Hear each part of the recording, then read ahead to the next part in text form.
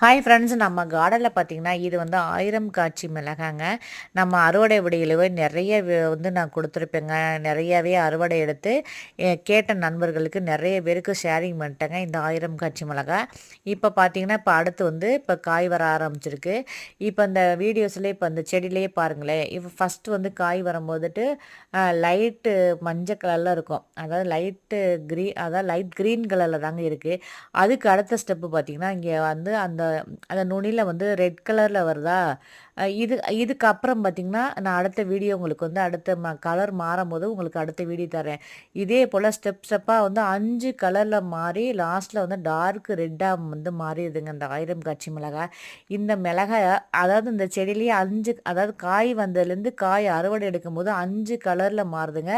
உங்களுக்கு அடுத்தடுத்த ஸ்டெப்ல வந்து என்னென்ன கலர்ல வருதுன்னு சொல்லி உங்களுக்கு வீடியோஸ்ல நான் வந்து காமிக்கிறேன். அனைவரும் இயற்கை வாசி தெரியும். நன்றி.